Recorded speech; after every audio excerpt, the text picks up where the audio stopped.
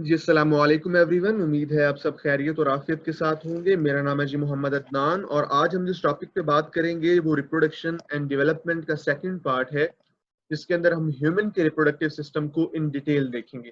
तो चलते हैं अपने आज के टॉपिक की तरफ। तो सबसे पहले जी हम ह्यूमन मेल का रिप्रोडक्टिव सिस्टम जो है उसको देखेंगे। तो ह्यूमन मेल्स के अंदर जो प्राइमरी रिप्रोडक्टिव ऑर्गन है वो पेयर ऑफ टेस्टिस हैं, जो कि स्पर्म्स बनाते हैं एक प्रोसेस के जरिए जिसे स्पर्मेटोजेनेसिस कहते हैं।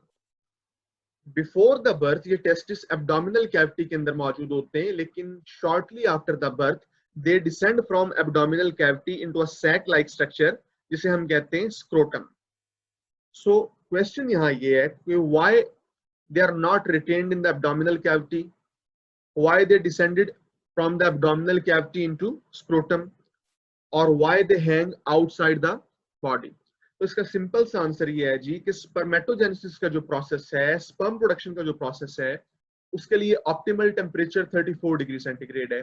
34 डिग्री सेंटीग्रेड के ऊपर एक्टिव स्पर्म प्रोडक्शन होती है और ये उनके सर्वाइवल के लिए जरूरी है।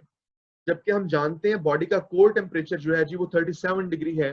तो यही वजह है कि जो टेस्टिस हैं they are hanging outside the body. अब ये जो स्क्रोटम के मसल्स हैं जी, depending on the temperature of the external layer, they can elevate the testis or they can lower the testis. अब हम ये देखेंगे कि टेस्टिस के अंदर स्पर्मेटोजेनेसिस का प्रोसेस होता किस तरह से। तो अगर हम टेस्टिस की बात करें तो टेस्टिस के बाहर जी जो कनेक्टिव टिश्यू की एक कवरिंग होती है उसे हम कहते हैं ट्यूनिका एल्बुजिनिया। टेस्टिस का सेक्शन अगर आप काट के देखें तो इसके अंदर आपको तकरीबन 250 के करीब जो है वो टेस्टिकुलर लोब्स नजर आती हैं, और हर टेस्टिकुलर लोब के अंदर 1 से लेकर 3 तक हाईली कॉइल्ड ट्यूब्स मौजूद होती हैं, जिन्हें हम कहते हैं सेमिनिफेरस ट्यूब्यूल्स। ऑन एवरेज एक जो आपके पास टेस्टिस है उसके अंदर तकरीबन 800 के करीब जो है वो सेमिनिफेरस ट्यूब्यूल्स मौजूद होती हैं, और जो स्पर्म प्रोडक्शन का प्रोसेस हो रहा होता है वो इन्हीं सेमिनिफेरस ट्यूब्यूल्स के अंदर हो रहा होता है।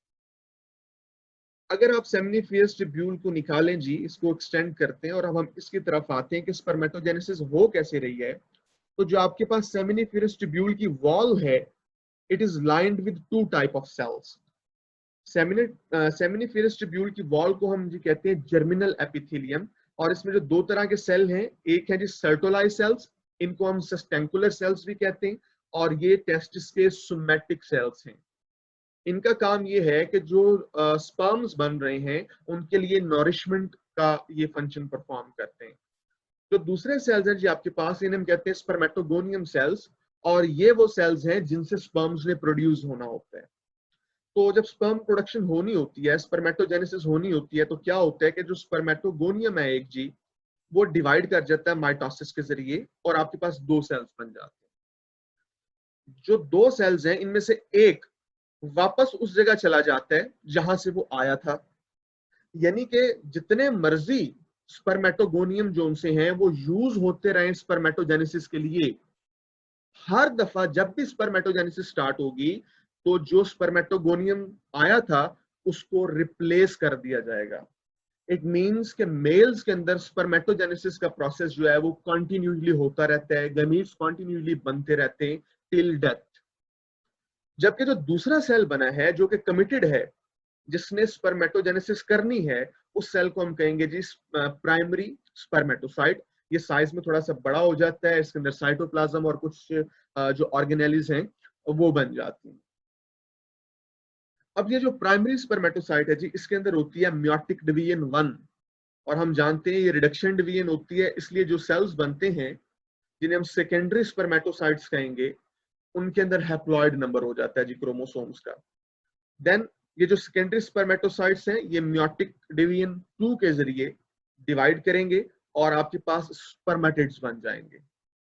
स्पर्मेटिड्स के गिर्द क्या किया जाता है जी, नीचे की तरफ टेल लगा दी जाती है, ऊपर हेड की तरफ एक्रोसोम कैप दे दिया जाता है, और देन ये एक मेच्योर स्पर्म के अंदर नमू पा जाते हैं। तो ये प्रोसेस जो है जी स्पर्म प्रोडक्शन का, इसे हम कहते हैं स्पर्मेटोजेनेसिस, और ये कहाँ हो रहा है, सेमिनिफेरस ट्यूब्यूल के अंदर हो रहा है।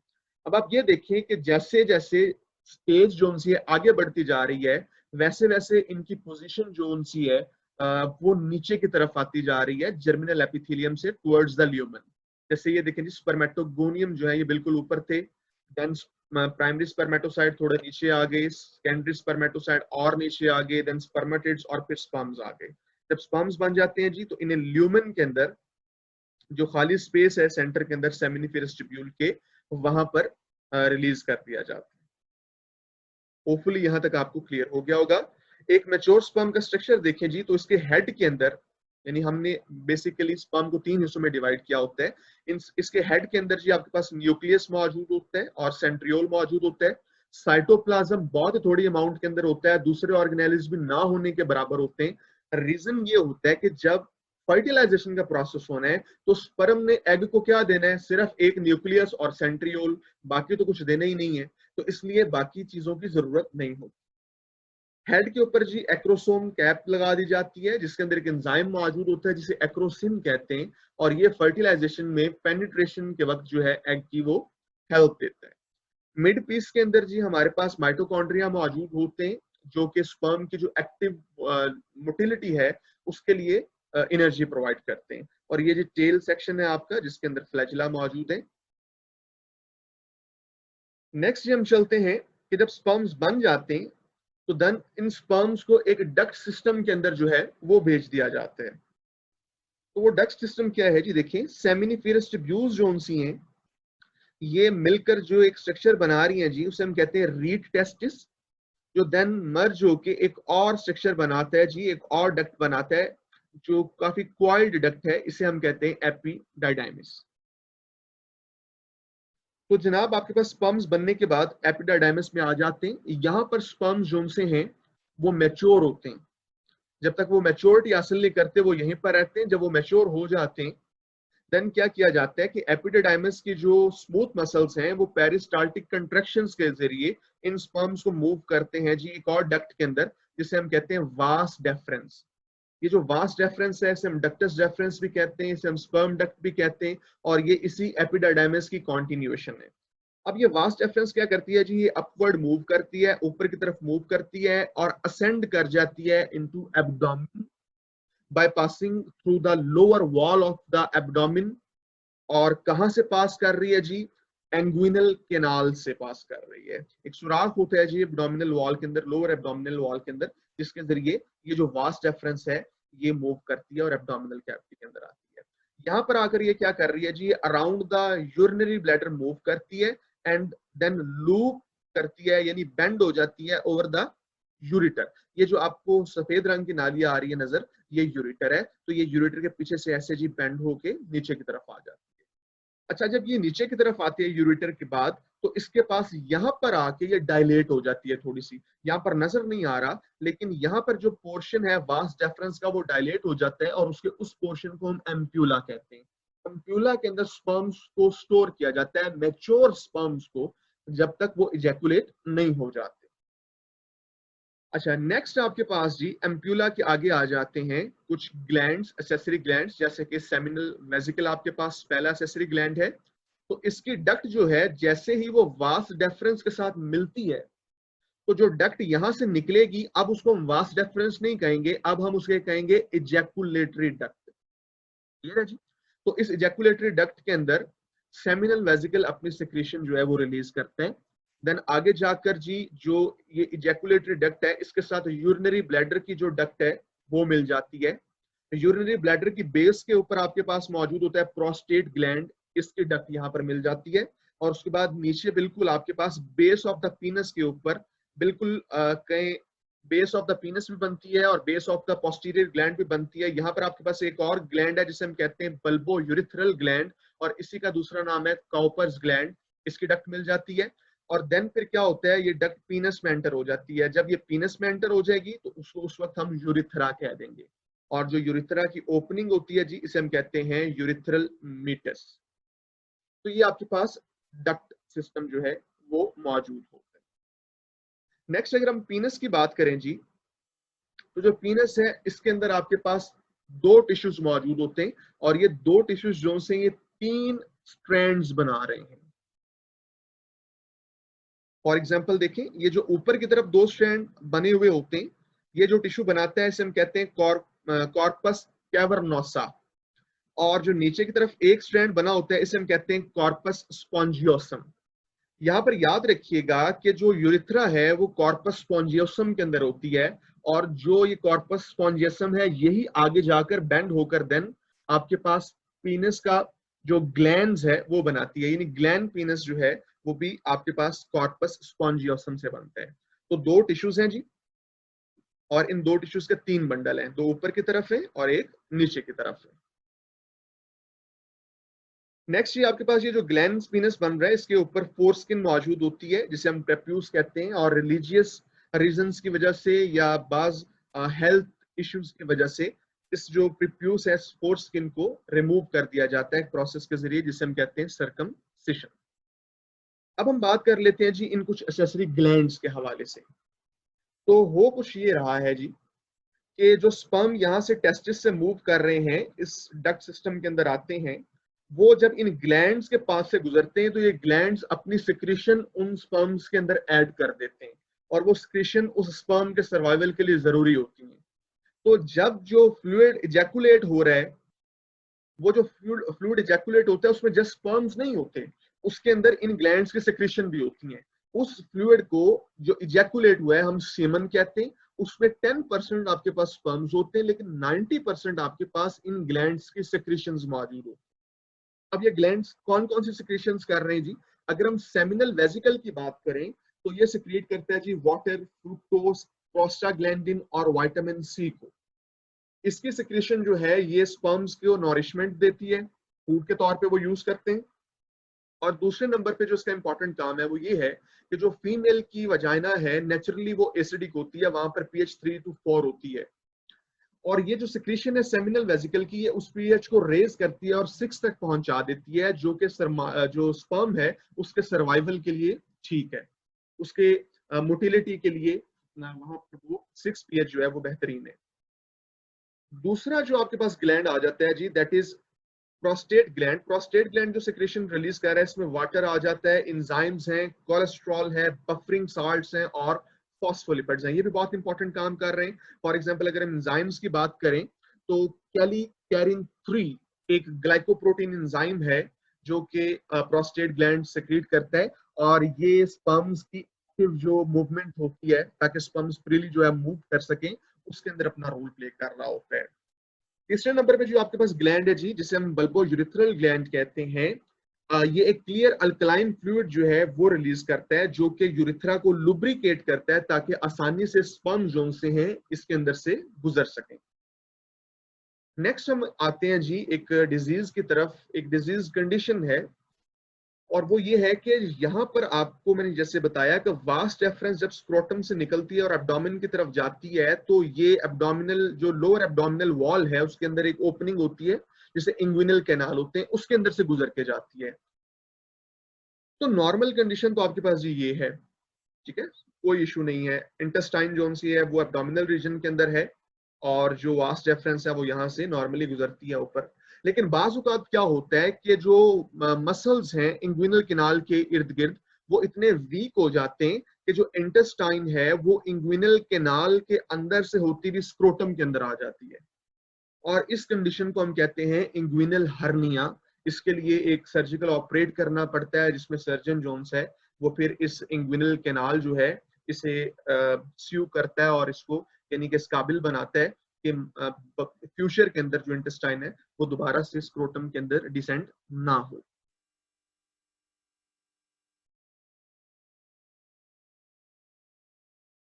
नेक्स्ट हम बात करेंगे जी hormonal control of male reproductive system के हवाले से। तो याद रखिए कि जो हार्मोनल ट्रिगरिंग होती है उसके अंदर सबसे इंपॉर्टेंट रोल प्ले कर रहा होता है जी टेस्टोस्टेरोन।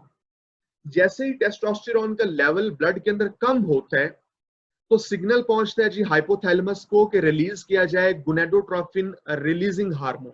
ये पिट्यूटरी ग्लैंड के इंटीरियर पार्ट तक जाता है, इंटीरियर लोब तक जाता है और खारिज करवाता है ल्यूटिनाइजिंग हार्मोन जिसे हम इंटरस्टिशियल सेल स्टिमुलेटिंग हार्मोन भी कहते हैं यानी ICSH। और इसके अलावा ये रिलीज करवाता है जी फॉलिकल स्टिमुलेटिंग हार्मोन। इनको हम एंडोक्राइन वाले चैप्टर के अंदर भी डिटेल से देख चुके हैं। अब ये क्या होगा कि जो आपके पास LH है वो एक्ट करता है लिडिक सेल के ऊपर। लिडिक सेल्स को हम इंटरस्टिशियल सेल्स भी कहते हैं। ये सेल्स जो से हैं ये सेमिनिफेरस ट्यूब्यूल्स के दरमियान में होते हैं। ये जो लिटिक सेल्स हैं ये क्या करेंगे, देन टेस्टोस्टेरोन पैदा करेंगे, और टेस्टोस्टेरोन दो काम करेगा, एक तो स्पर्मेटोजेनेसिस इनहांस करवाएगा और दूसरे नंबर पे मेल के सेकेंडरी सेक्सुअल कैरेक्टरिस्टिक्स को कंट्रोल करेगा, जैसे कि चेहरे पे बाल का आ जाना, जैसे कि वॉइस का जो है वो भारी हो जाना। दूसरे नंबर पे जो FSH है ये सर्टोलाइज सेल्स को एक्टिवेट करता है कि वो स्पर्म की नॉरिशमेंट के लिए फ्लूइड खारिज करें, लेकिन इनका जो बेसिक टारगेट होता है वो स्पर्मेटोजेनिक सेल्स होते हैं जो कि डिफरेंट स्टेजेस के अंदर मौजूद होते हैं, और ये उनको एक्टिवेट करता है कि वो स्पर्मेटोजेनेसिस की तरफ जाएं। तो जैसे ही जी टेस्टोस्टेरोन का लेवल ब्लड के अंदर नॉर्मल होता है तो ये नेगेटिव फीडबैक के जरिए क्या करता है, हाइपोथैलेमस तक जाता है और उसको गोनाडोट्रोपिन रिलीजिंग हार्मोन बंद करने का कहता है, और इसी तरह ये एंटीरियर पिट्यूटरी तक जाता है और वहां से भी FSH और LH की जो LH की जो सिक्रीशन है उसको बंद करवा देते हैं। जबकि दूसरी तरफ जैसे ही स्पर्म की जो प्रोडक्शन है वो नॉर्मल तक पहुंच जाती है तो सर्टोलाइज सेल से इनहिबिन रिलीज होता है, और ये इनहिबिन जो है ये नेगेटिव फीडबैक के तौर पे एंटीरियर पिट्यूटरी तक जाता है और FSH की जो सिक्रीशन है जी इसको बंद करवा देता है। तो इस तरह से हार्मोनली मेल का रिप्रोडक्टिव सिस्टम जो है उसका रिप्रोडक्टिव फंक्शन जो है वो कंट्रोल किया जाता है। अब आते हैं जी फीमेल के रिप्रोडक्टिव सिस्टम की तरफ। तो फीमेल का जो रिप्रोडक्टिव सिस्टम है जी वो मेल के रिप्रोडक्टिव सिस्टम के हवाले से काफी कॉम्प्लेक्स है। और कॉम्प्लेक्स क्यों है, इस लिहाज से कि मेल्स ने क्या करना है, मेल्स ने जस्ट गैमीट्स पैदा करने, लेकिन फीमेल क्या कर रही है, वो गैमीट्स पैदा कर रही हैं, यानी एग्स प्रोड्यूस कर रही हैं, और अगर वो एग फर्टिलाइज हो गया है और उसकी इम्प्लांटेशन हो गई है तो जो एम्ब्रियो डेवलप कर रहा है उसकी नरिशमेंट करेंगे, इसके अलावा उसे 9 मंथ तक कैरी करेंगी, उसको प्रोटेक्ट करेंगी डेवलपमेंट के दौरान, और even after the birth baby को नर्सिंग करती हैं, दूध पिला रही होती है। तो इस लिहाज से जो फीमेल का रिप्रोडक्टिव सिस्टम है वो मेल के निस्बत काफी कॉम्प्लेक्स है। अब फीमेल के रिप्रोडक्टिव सिस्टम के अंदर जो मेन प्राइमरी रिप्रोडक्टिव ऑर्गन है वो जी ओवरीज है, जो कि पेल्विक रीजन के अंदर, लोअर पेल्विक रीजन के अंदर, एब्डोमिनल कैविटी के अंदर मौजूद होती हैं। दो ओवरीज होती हैं जी यूट्रस की, एक लेफ्ट साइड पे होती है और एक यूट्रस की राइट साइड के ऊपर होती है। अब ये ओवरीज जो सी हैं जी ये एग प्रोड्यूस करती हैं। कैसे एग प्रोड्यूस करती हैं उसको भी हम देख लेते हैं। जो प्रोडक्शन ऑफ एग है जी इसके हवाले से याद रखिएगा, इसी को हम ओवेरियन साइकिल भी कहते हैं। फीमेल्स के अंदर जो है जी बेसिकली दो साइकिल्स एट अ टाइम चल रहे होते हैं और ये दोनों साइकिल्स आपस में एक दूसरे के साथ लिंक्ड होते हैं। जो पहला साइकिल है ओवेरियन साइकिल जिसके अंदर एग की प्रोडक्शन होती है, और दूसरा है जी जिसे हम कहते हैं मेंस्ट्रुअल साइकिल जिसके अंदर जो यूट्रस है उसको प्रिपेयर किया जाता है जो फर्टिलाइज्ड एग है उसको इम्प्लांट करने के लिए। तो ये दोनों जो साइकिल्स हैं ये एक दूसरे के साथ लिंक होते हैं हार्मोनली। और हम देखते हैं कैसे। यहाँ पर जी पहली बात हम यहाँ से स्टार्ट करेंगे ओवेरियन साइकिल के अंदर, कि जो फीमेल्स हैं उनके अंदर बिफोर द बर्थ ही जितने एग्स बनने हैं वो सारे के सारे यानी कि डिसाइड हो जाता है। एग्स जो है फीमेल के अंदर बेसिकली वो फॉलिकल्स के अंदर होते हैं। तो फीमेल के अंदर बिफोर द बर्थ जो फॉलिकल्स जितने भी बनने हैं वो बन जाते हैं। आफ्टर द बर्थ कोई नया फॉलिकल नहीं बनता, कोई नया जो एग है वो प्रोड्यूस नहीं होता। तो बर्थ के वक्त जो फीमेल की ओवरी है उसके अंदर तकरीबन 7 लाख के करीब जो है वो प्राइमोडियल फॉलिकल्स मौजूद होते हैं। लेकिन जब वो प्यूबर्टी तक पहुंचती है जहां पर पहला मेंस्ट्रुअल साइकिल स्टार्ट होता है जिसे हम मिनार्क भी कहते हैं, जो पहला मेंस्ट्रुअल साइकिल है, तो वहां पर जो है उसके तकरीबन 4 लाख के करीब प्राइमोडियल फॉलिकल्स रह जाते हैं, बाकी डिसइंटीग्रेट कर जाते हैं। और इन 4 लाख में भी सारे इस्तेमाल में नहीं आते, यानी फीमेल जो है वो तकरीबन 500 साइकिल्स जो सी है वो अपनी लाइफ के अंदर कंप्लीट करती है। और जैसे ही वो 45-50 की एज तक पहुंचती है तो ये साइकिल्स बंद हो जाते हैं, ओवेरियन साइकिल बंद हो जाता है, मेंस्ट्रुअल साइकिल बंद हो जाता है और फीमेल फर्टाइल नहीं रहती, और उस कंडीशन को हम कहते हैं मेनोपॉज। चलिए अब आते हैं जरा ओवेरियन साइकिल की तरफ। ये प्राइमोडियल फॉलिकल क्या होते हैं? तो होता कुछ इस तरह से है जी कि जो उगोनियम है इसके अंदर मियोसिस 1 होती है, और म्योसिस 1 होने के बाद जब ये प्राइमरी oocyte बन जाता है, यानी कि जो कमिटेड ओगोनियम है जिसने आगे एग प्रोड्यूस करना है, उसे हम प्राइमरी oocyte कह रहे हैं। तो जैसे ही म्योसिस 1 स्टार्ट होती है जी, प्रोफेस 1 पे आके अरेस्ट हो जाता है। तो प्राइमरी जो oocyte है ये प्रोफेस 1 के ऊपर अरेस्ट रहता है, इसको याद रखना है आपने। अच्छा, फिर इस प्राइमरी oocyte के गिर्द ग्रेन्युलोसा सेल्स की सिर्फ एक कवरिंग जो है, एक मेम्ब्रेन बना दी जाती है।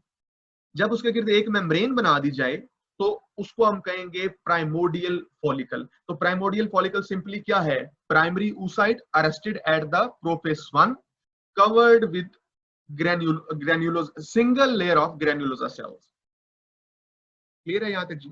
अच्छा, अब नेक्स्ट क्या होता है कि जब फीमेल जो है वो 12 ईयर की एज तक पहुंचती है और उसके अंदर हार्मोन्स रिलीज होना स्टार्ट हो जाते हैं, लाइक FSH और LH जो है वो रिलीज होना शुरू हो जाता है। तो ये हार्मोन्स क्या करते हैं, ये इस प्राइमोडियल फॉलिकल के अंदर जो प्राइमरी oocyte है उस पर भी इफेक्ट करते हैं और जो बाहर ग्रेनुलोसा सेल्स हैं उसके ऊपर भी इफेक्ट करते हैं।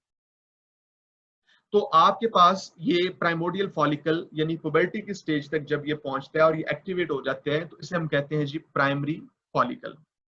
प्राइमरी फॉलिकल जो है देन कन्वर्ट होता है जी सेकेंडरी फॉलिकल में, और आप देख रहे हैं इन दोनों के दरमियान डिफरेंस कि सेकेंडरी फॉलिकल के गिर्द जो है वो ग्रेन्युलोसा जो सेल्स हैं वो बढ़ गए हैं, यानी जो फॉलिकुलर सेल्स हैं उनकी अमाउंट बढ़ गई है।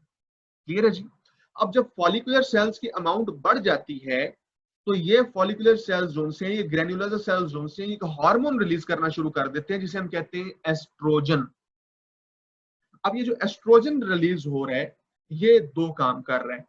एक तो ये क्या कर रहा है कि जो फीमेल की यूट्रस है वहां पर एक्ट कर रहा है और उसकी इंटरनल जो लाइनिंग है उसको थिक कर रहा है, यानी उसको प्रिपेयर कर रहा है फर्टिलाइज्ड एग को रिसीव करने के लिए।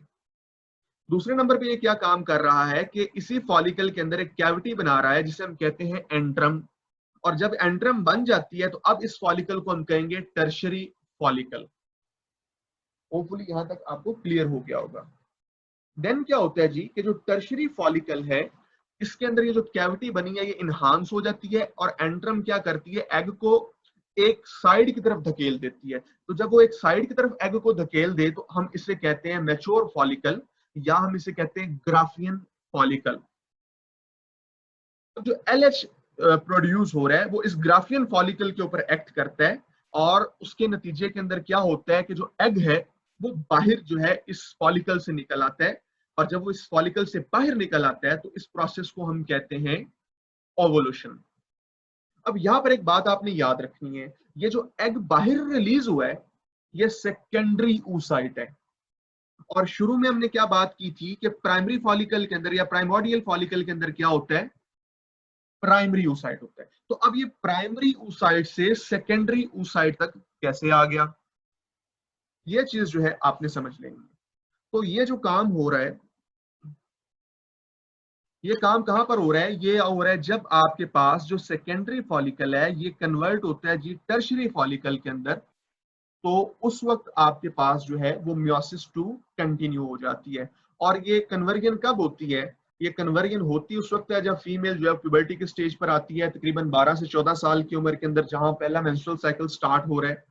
तो इस स्टेज के अंदर क्या होता है, आपके पास जो म्योसिस है जो फीटल स्टेज के अंदर स्टार्ट हुई थी और देन वो वहां आकर रुक गई थी प्रोफेस 1 पे, वो दोबारा से रेज्यूम हो जाती है, म्योसिस 1 कंप्लीट हो जाती है, एक पोलर बॉडी बनती है और दूसरे नंबर पे सेकेंडरी oocyte बनता है। लेकिन याद ये रखिएगा कि ये सेकेंडरी oocyte दोबारा से मेटाफेज 2 पे अरेस्ट हो जाते हैं, यानी कि जो एग रिलीज हुआ है, सेकेंडरी oocyte रिलीज हुआ है, ये मेटाफेज 2 के ऊपर अरेस्ट होते हैं जी। और इस सेकेंडरी oocyte के गिर्द आपको कुछ ग्रेनुलोसा सेल्स नजर आ रहे होंगे, कुछ फॉलिकुलर सेल्स नजर आ रहे होंगे जिन्हें हम कहते हैं कोरोना रेडिएटा। और ये जो कोरोना रेडिएटा है ये फिजिकल डैमेज से सेल को महफूज करता है। अब फिजिकल डैमेज क्यों हो सकता है उसे हम ही देख लेते हैं। पहले एक और बात देख लें, जब ये आपके पास ग्राफियन फॉलिकल है इसके अंदर से ओवुलेशन हो गई, एग बाहर निकल गया, तो जो LH हार्मोन है जिसने ओवुलेशन करवाई है वही इसको कन्वर्ट कर देता है एक ग्लैंड के अंदर, टेम्परेरी ग्लैंड के अंदर, जिसे हम कहते हैं कॉर्पस ल्यूटियम। और ये कॉर्पस ल्यूटियम 14 डेज तक नियरली क्या रिलीज करवाता है जी? एस्ट्रोजन रिलीज करवाता है और प्रोजेस्टेरॉन रिलीज करवाता है, जो कि क्या करते हैं, यूट्रस की इंटरनल जो लाइनिंग है उसे थिक करते हैं, उसके अंदर ब्लड की सप्लाई को इनहांस करते हैं, ताकि क्या हो, यूट्रस को प्रिपेयर किया जा सके फर्टिलाइज्ड एग के लिए। और अगर क्या हो 14 डेज के बाद फर्टिलाइजेशन ना हो, तो जो कॉर्पस ल्यूटियम है जी ये डिसइंटीग्रेट हो जाता है और देन इसे हम कहते हैं कॉर्पस अल्बिकन्स।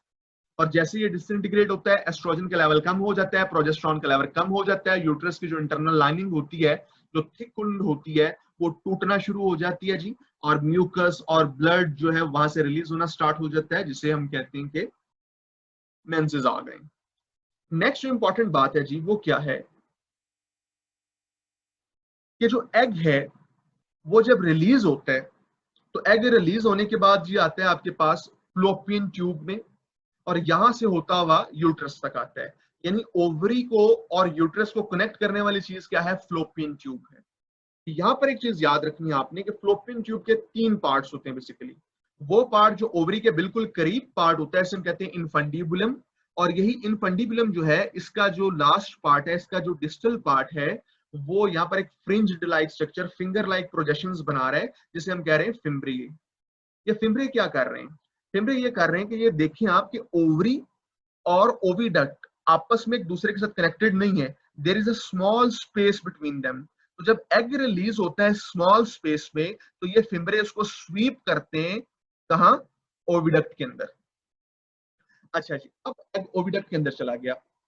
जिस तरह स्पर्म मोटाइल है, यानी कि मूव कर सकता है, उसके पास फ्लैजिला है, एग इस तरह से मूव नहीं कर सकता। तो एग ओविडक्ट में किस तरह मूव करेगा जी? कि ओविडक्ट के अंदर मौजूद होते हैं जी सीलिया, वो इस एग को आगे की तरफ स्वीप करते हैं। तो इसलिए एग के बाहर जो हमने पहले बात की थी, क्या मौजूद होता है? Corona radiata. तो वो जो फॉलिकुलर लेयर है एग के बाहर, वो इस फिजिकल डैमेज से, जो कि सीलिया की वजह से हो सकता है, एग को महफूज रख रही है।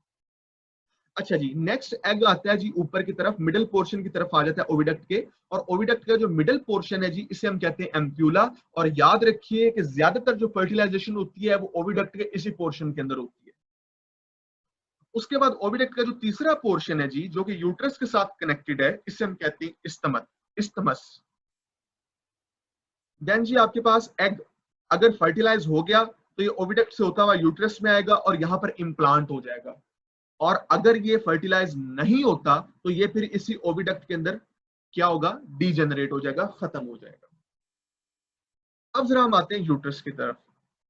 यूट्रस जो है जी, ये एक हाईली डिस्टेंसिबल मस्कुलर हॉलो बैग है, ठीक है, जिसे हम वोम भी कहते हैं।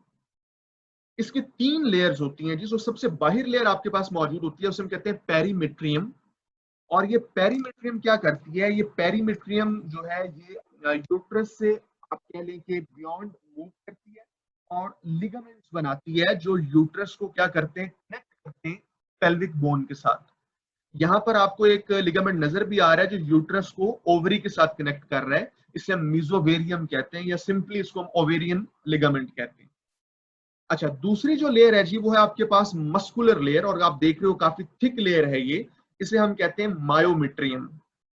जबकि जो आपके पास इनर लेयर है सबसे, इसे हम कहते हैं एंडोमेट्रियम, और ये एक स्पेशलाइज्ड म्यूकस मेम्ब्रेन है, जिसके अंदर बहुत ज्यादा ब्लड वेसल्स मौजूद होती हैं, और इसके अलावा कुछ सिंपल ग्लैंड्स मौजूद होते हैं। और यही एंडोमेट्रियम होती है जिसे थिक किया जाता है ओवेरियन साइकिल के, जैसे मैं आपको प्रोसेस बता रहा था उस दौरान, ताकि अगर क्या हो, फर्टिलाइजेशन हो गई है, तो एग को इम्प्लांट किया जा सके यहाँ पर। होपफुली यहां तक आपको बात समझ आ गई होगी। अच्छा जी, यहाँ पर एक इंपॉर्टेंट चीज और आ गई जहन में, वो भी याद रखिएगा कि जब एग रिलीज होता है, तो वो किस स्टेज पे रिलीज होता है? मैंने आपको बताया सेकेंडरी oocyte। कहां पर अरेस्टेड है? मेटाफेज 2 के ऊपर। यानी कि म्योसिस अभी कंप्लीट नहीं हुई। तो म्योसिस कब कंप्लीट होती है? म्योसिस तब कंप्लीट होती है जब फर्टिलाइजेशन का प्रोसेस है।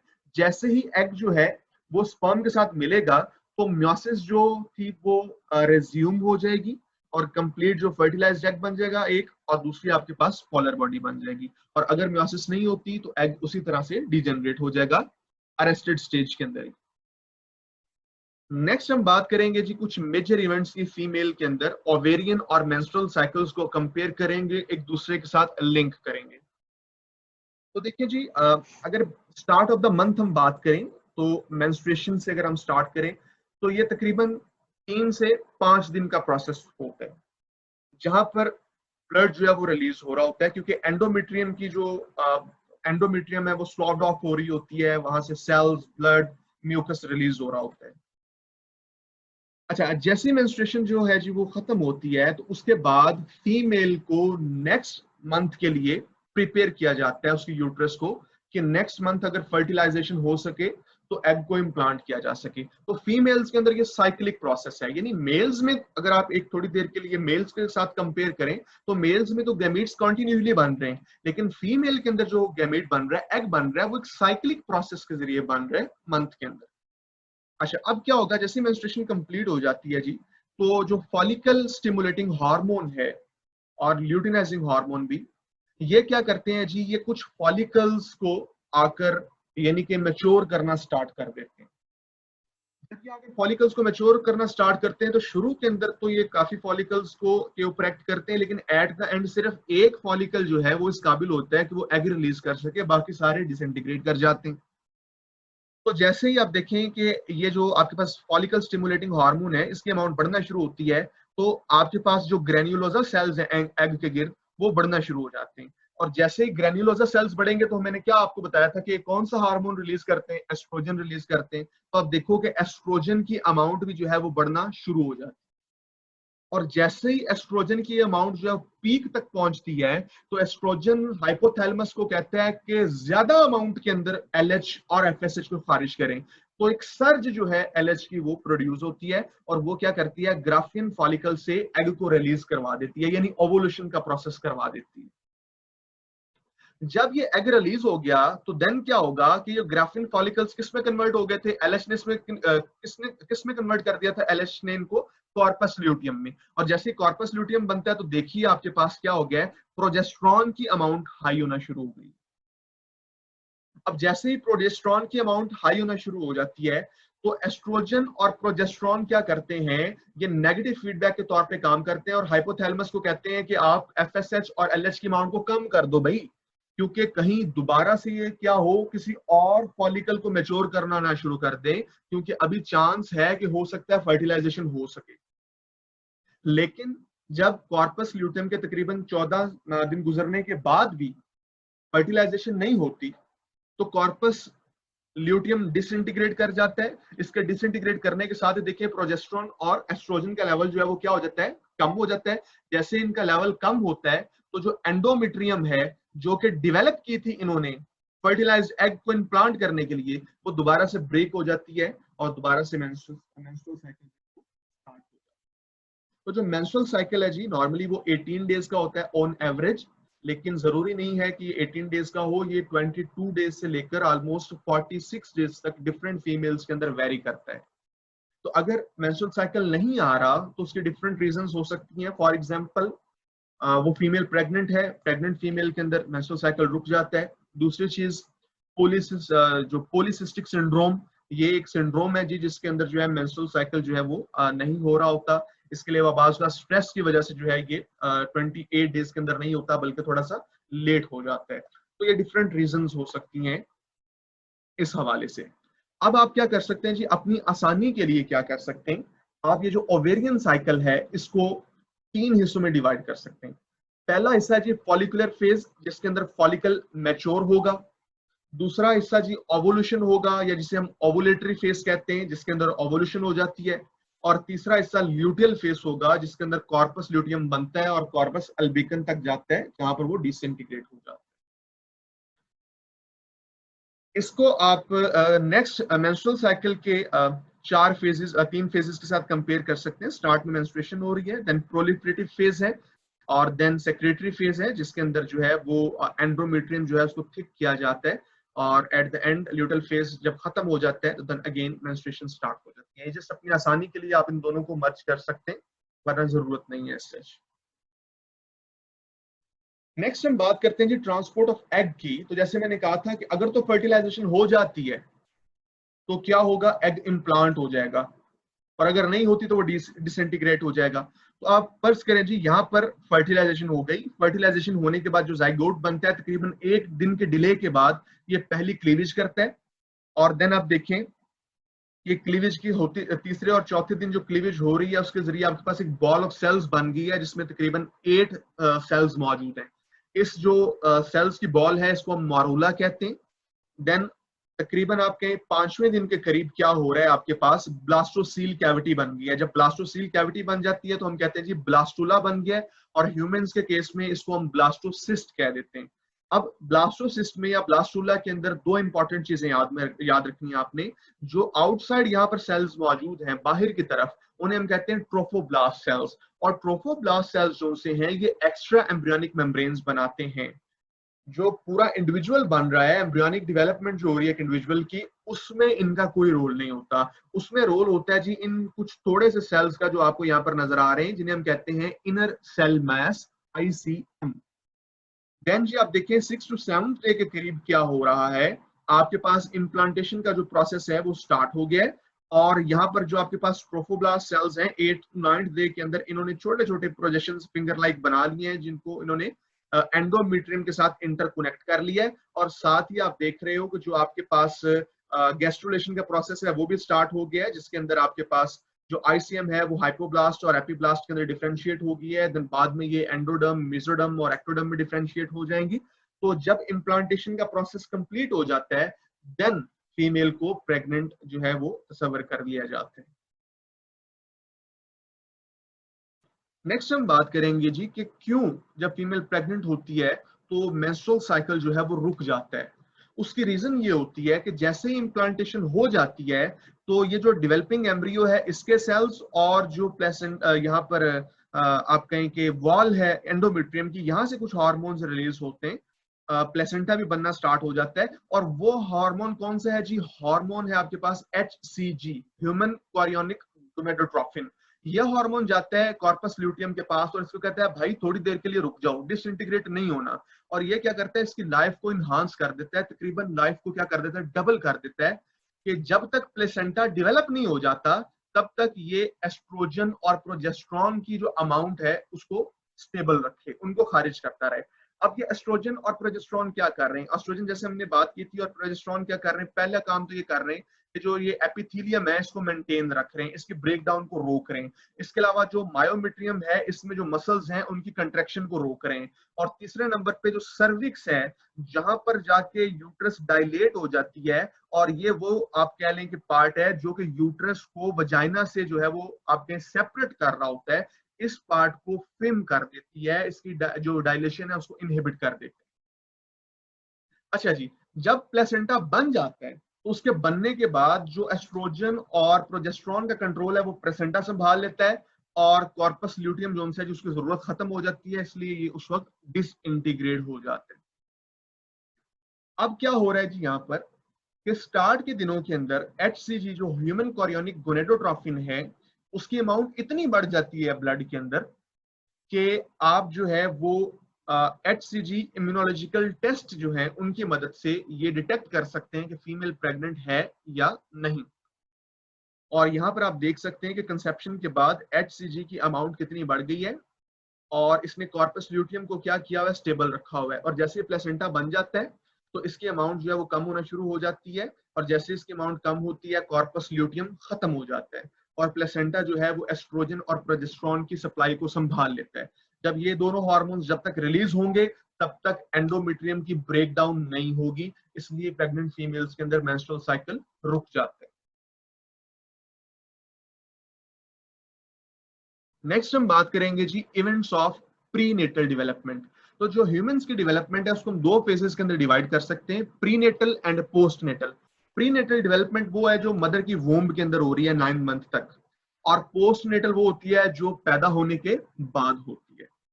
अब यहाँ पर आपने एक चीज याद रखनी है कि प्रीनेटल जो डेवलपमेंट है इसको आप जो है कुछ फेजेस के अंदर डिवाइड कर सकते हैं। जैसे फॉर एग्जांपल जब इम्प्लांटेशन होती है तो दूसरे वीक से लेकर 8th वीक के एंड तक का जो पीरियड है उसे हम कहते हैं एम्ब्रियोनिक पीरियड, और उस स्टेज के अंदर उसको हम एम्ब्रियो कहेंगे।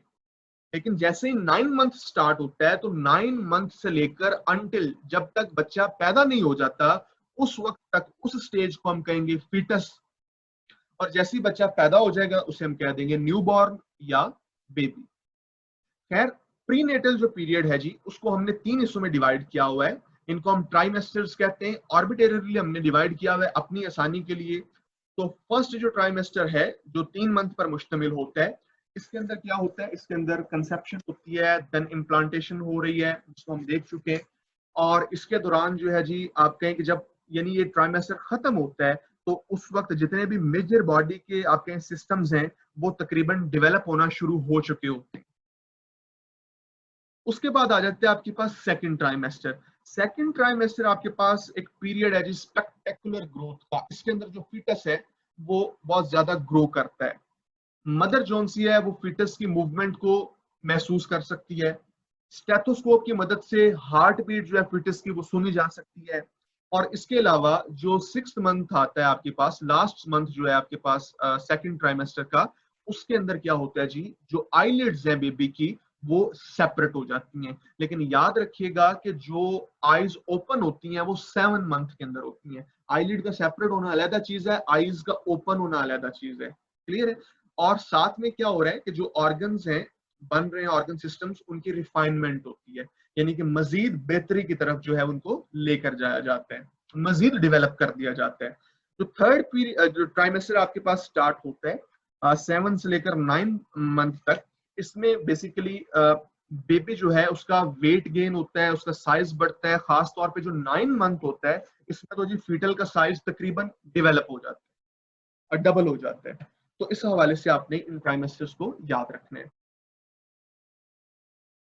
नेक्स्ट जी अगर हम प्लेसेंटा की बात करें तो ये एक ऐसा ऑर्गन है जो कि एम्ब्रियो और फीटस को through out the period of pregnancy sustain करता है। और इसके जरिए एक्सचेंज ऑफ मटेरियल होता है, गैसेस का, न्यूट्रिएंट्स का और वेस्ट का। अगर हम प्लेसेंटा की बात करें जी तो बोथ फीटस भी और मदर भी प्लेसेंटा बनाने में अपना जो है पार्ट प्ले करते हैं। जो फीटस का पोर्शन होता है जी प्लेसेंटा का, ये अलेंटॉइस और खास तौर पर मेजरली कोरियन से बनता है, इसलिए इसे हम कोरियन भी नॉर्मली कह देते हैं। जबकि जो मेटरनल पोर्शन है फीटस का उसे हम डिसाइडुआ कहते हैं।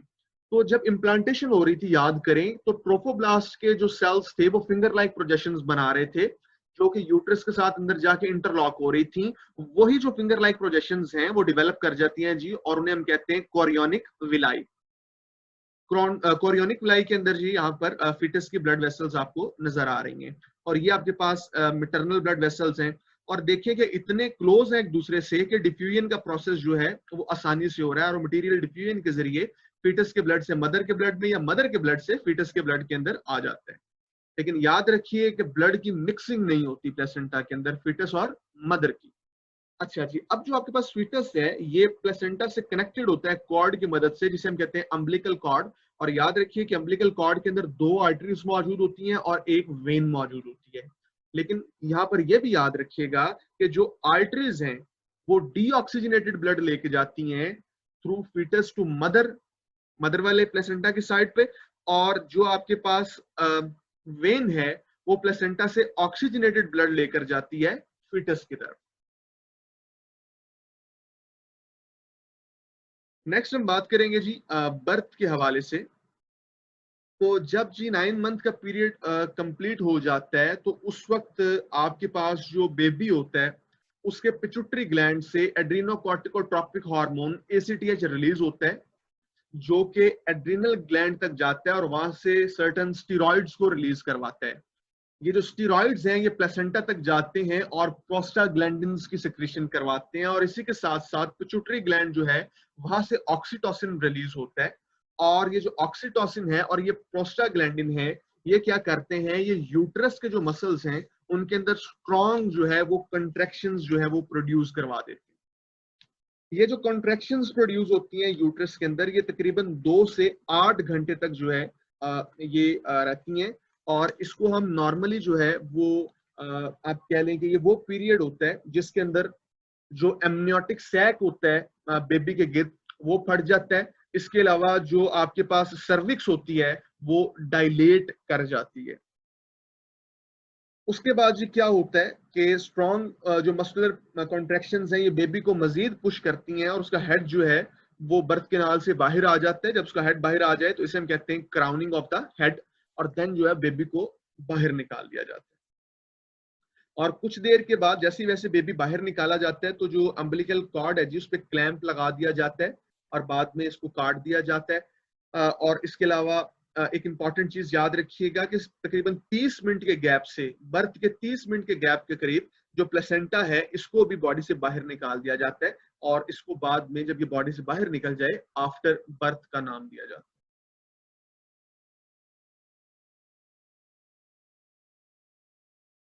नेक्स्ट हम बात करेंगे मिल्क प्रोडक्शन किस तरह से होती है।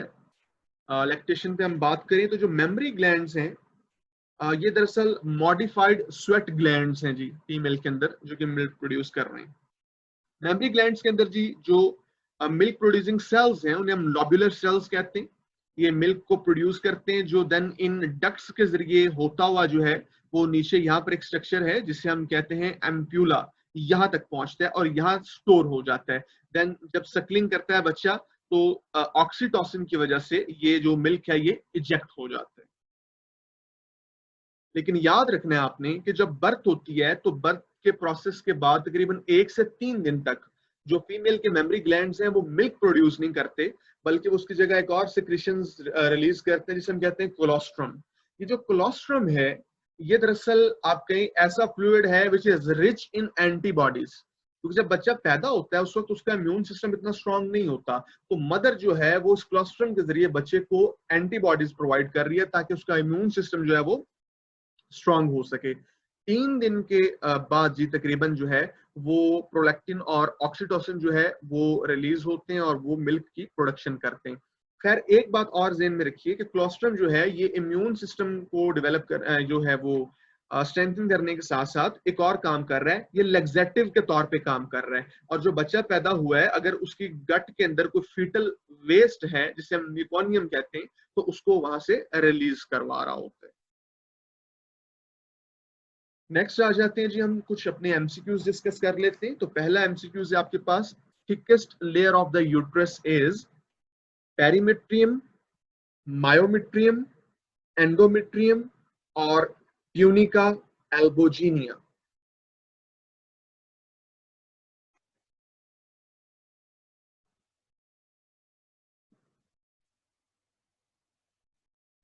तो इसका आंसर है जी मायोमेट्रियम। नेक्स्ट आ जाते हैं जी, during which month upper and the lower eyelid of the fetus separate, either in the second month, fourth month, sixth month और एट्थ मंथ।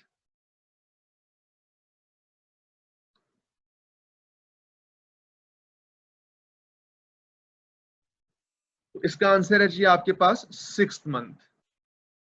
थर्ड जो आपके पास एमसीक्यूज है वो है dash cause mother pelvis bone to slightly separate during birth process. इसका मैं answer आपको पहले ही बता देता हूं जी, इसका आंसर है रिलैक्सिन। रिलैक्सिन जो है ये ओवरीज से रिलीज होता है बर्थ के प्रोसेस के वक्त, और इसका काम क्या होता है कि जो पेल्विक बोन्स है मदर की ये उनको डायलेट करता है ताकि जो बेबी है वो जो फीटस है वो बर्थ कैनाल से आसानी से गुजर सके। नेक्स्ट है जी आपके पास the cyclic reproductive pattern of female mammals are of dash type. इसको भी डिस्कस कर लेते हैं। ये भी एक अच्छा एमसीक्यूज आ गया जी। याद रखिए कि 2 टाइप का होता है क्योंकि हमने फीमेल मैमल्स की बात की है। अब 2 तरह का किस तरह होता है, एक तो अभी हमने पढ़ा ह्यूमंस के अंदर जो कि साइक्लिक प्रोसेस है जो हर मंथ रिपीट हो रहा होता है। इट मींस कि ह्यूमन जो फीमेल है वो हर मंथ मेनोपॉज से पहले पहले क्या होती है, फर्टाइल होती है। जबकि जो कुछ मैमल्स हैं, यानी कि ये जो साइक्लिक प्रोसेस है ये सिर्फ ह्यूमंस में हो रहा है और कुछ प्राइमेट्स में हो रहा है। जो बाकी मैमल्स हैं उनके अंदर एस्ट्रस साइकिल होता है। एस्ट्रस साइकिल के अंदर क्या होता है कि फीमेल हर मंथ में फर्टाइल नहीं होती, बल्कि साल के किसी स्पेसिफिक सीजन के किसी स्पेसिफिक वक्त के अंदर वो रिसेप्टिव होती है, और अगर उस टाइम कॉपुलेशन हो देन वो आगे बेबी जो है वो प्रोड्यूस कर सकती है। बाकी जो साल का पीरियड है उसके अंदर वो आप कह लें कि फर्टाइल नहीं होती। तो इस स्पेसिफिक पीरियड को हम एस्ट्रस साइकिल कहते हैं या हीट कहते हैं। और दूसरी चीज याद रखिएगा कि एस्ट्रस साइकिल जो है उसके अंदर अगर फॉर एग्जांपल एक फीमेल हीट में एक फीमेल जो है वो रिसेप्टिव है लेकिन उसको स्पर्म नहीं मिलता, तो उसकी तो एंडोमेट्रियम जो है वो स्पर्म वो फर्टिलाइज्ड एग को इम्प्लांट करने के लिए रेडी हो चुकी है। तो अगर उसको स्पर्म नहीं मिलता तो इट डजंट मीन कि उनके अंदर भी मेंस्ट्रुएशन होती है। उनके जो एंडोमेट्रियम है वो अपना सारा मटेरियल जो है वो रीअब्सॉर्ब कर लेती है और उनके अंदर कोई भी फ्लो जो है वो नहीं होता।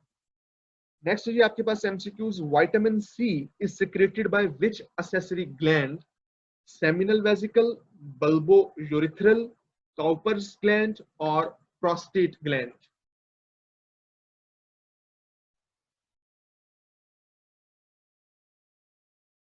इसका आंसर है जी सेमिनल वेसिकल। नेक्स्ट चलते हैं जी, जो मैच्योर्ड स्पर्म्स हैं they are stored in which of the following until they are ejaculated? Option है जी आपके पास एपिडिडाइमिस, वास डेफरेंस, एम्प्यूला और ट्यूनिका एल्बोजीनिया।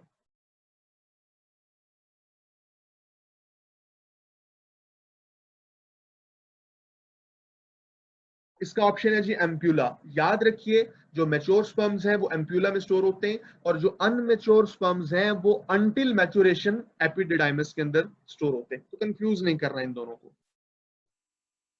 नेक्स्ट है जी, during which month the eyes of the foetus open?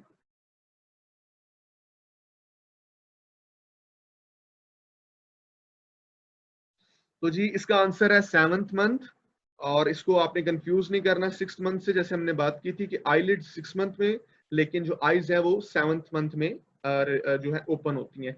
शायद कुछ शहजादे हो जिन्होंने 9 मंथ भी जो है वो सिलेक्ट किया हो। हमने फीटस की बात किया, बच्चा जब पैदा होता है तब तो वो आंखें खोल के ही पैदा होगा, आंखें उसकी ओपन होंगी, लेकिन उस वक्त वो फीटस नहीं होगा, उसके बाद उस वक्त वो न्यू बॉर्न होगा। तो हमने फीटस की बात की है, यानी वॉर्म के अंदर ही वो अपनी आंखें ओपन कर लेता है, तो 7 मंथ के अंदर करता है। नेक्स्ट जी आपके पास ऑप्शन है 800, ये हम बात डिस्कस कर चुके थे। सेमिनिफेरस ट्यूब्यूल्स जो सी हैं एक टेस्टिस के अंदर ऑन एवरेज 800 होती हैं। नेक्स्ट आपके पास है जी, corpus luteum is produced by the action of which hormone? इधर एलएच, एफएसएच, एसीटीएच और एचसीजी।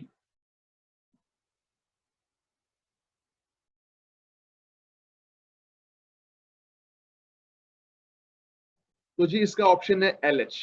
एलएच जो है उससे जो ग्राफियन फॉलिकल है वो जब ओवुलेशन हो जाती है तो कॉर्पस ल्यूटियम के अंदर चेंज होता है। नेक्स्ट है जी आपके पास, buffering salts are secreted by which accessory gland? इधर seminal vesicle, bulbo urethral, Cowper's और प्रोस्टेट।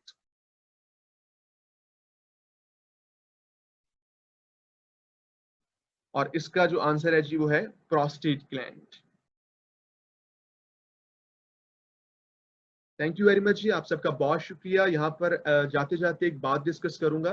कुछ लोग जो है वो पूछ रहे हैं कि बायोलॉजी की तैयारी सर कब स्टार्ट होगी? तो देखिए जी, जो हम ये पोर्शन पढ़ रहे हैं ये जोलॉजी के लिए भी है, ये बायोलॉजी के लिए भी है। बायोलॉजी जो है उसके अंदर आपको ऑलमोस्ट हाफ पार्ट जो है वो जोलॉजी का आता है, हाफ पार्ट जो है आपको वो बॉटनी से रिलेटेड आता है। तो जो आप सीख रहे हैं ये आपको सिर्फ जोलॉजी के अंदर फायदा नहीं देगा, ये आपको बायोलॉजी के अंदर भी फायदा देगा। और एक चीज और होती है कि जस्ट टेस्ट को पास करने के लिए नहीं पढ़े आप लोग नॉलेज को गेन करने के लिए पढ़ें, उसको एब्जॉर्ब करने के लिए पढ़ें, ताकि आपके अंदर कॉन्फिडेंस आए। अगर आप 4 लोगों में बैठे हैं और वो कोई बात करें तो आप उसका आंसर देने के काबिल हों।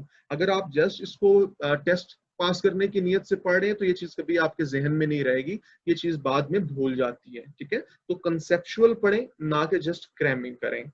और एक और बात जी जरूर कहता जाऊंगा, लेक्चर के एंड के ऊपर आप अगर अपना फीडबैक देना चाहें आप अपना फीडबैक जरूर दिया करें। हमारे लिए आपका फीडबैक बहुत जरूरी होता है। अगर आपके फीडबैक में कुछ ऐसी चीजें हों जो इम्पोर्टेंट हों तो हम उनको फिर अपने नेक्स्ट वीडियोस के अंदर जो है वो शामिल करते हैं। अपना पैटर्न जो है पढ़ाने का उसमें थोड़ी सी मॉडिफिकेशन लेकर आते हैं। तो आपका फीडबैक जो है हमारे लिए वो बहुत जरूरी होता है। बहुत शुक्रिया आप सबका, अपना ख्याल रखिए। इंशाल्लाह आपसे मुलाकात होगी नेक्स्ट लेक्चर के अंदर। तब तक अल्लाह हाफिज।